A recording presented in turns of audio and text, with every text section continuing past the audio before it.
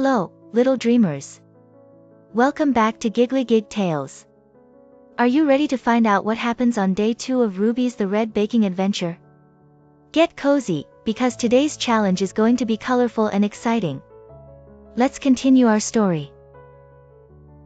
The morning sun peeked through Ruby the Red Hen's window, painting her room in golden light. Ruby stretched her wings and smiled, remembering yesterday's friendship bread and how she had helped Gus the goat. Today is day 2 of the Great Meadow Baking Competition. I wonder what the challenge will be. Ruby thought as she tied on her lucky apron with the little red strawberries. At breakfast, Benny the bunny hopped by with fresh carrots. Ruby, I heard from the other animals that today's challenge is going to be the hardest one yet. Are you nervous? Benny asked.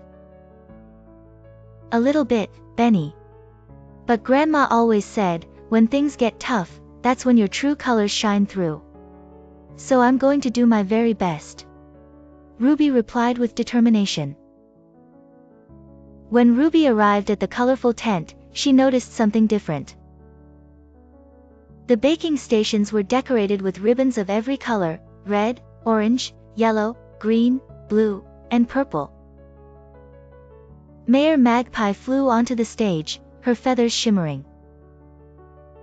Good morning, talented bakers. Yesterday, you showed us friendship. Today, we want to see your creativity. Your challenge is to create a rainbow dessert, something that has all the colors of the rainbow and tastes as magical as it looks. You have 3 hours. Ready, set, bake, she announced excitedly. Ruby's heart raced with excitement. A rainbow dessert. She loved rainbows. But then she looked around and saw the other bakers already rushing to gather ingredients. Felix was grabbing fancy French macarons in different colors.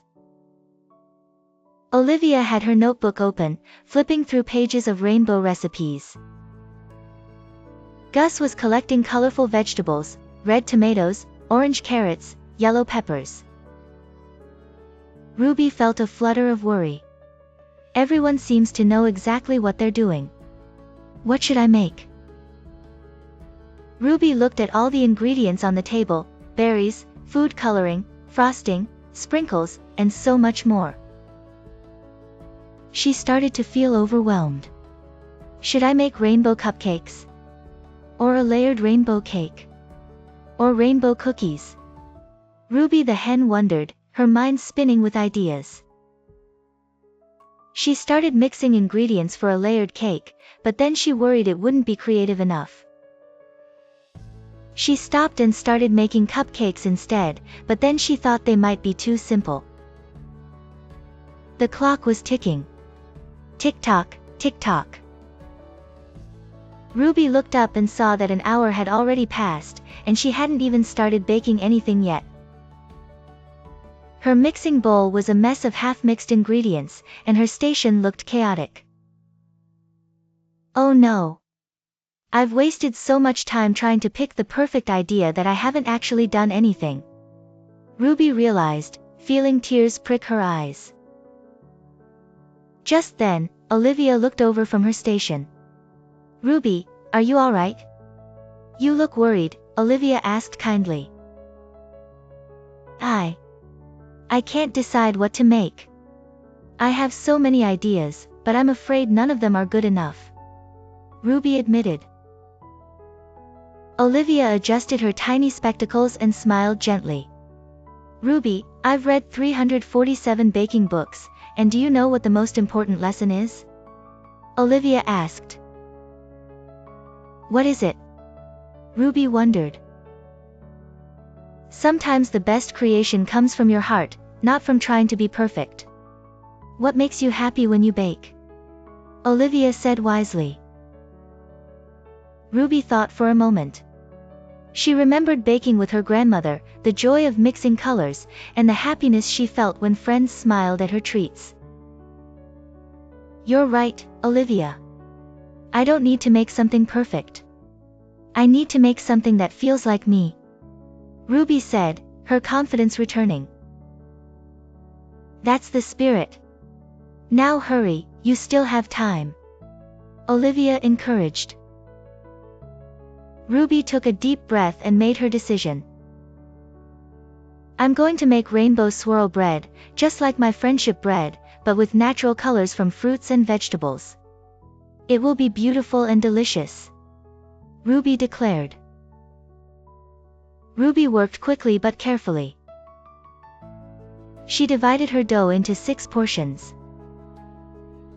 For red, she mixed in strawberry puree.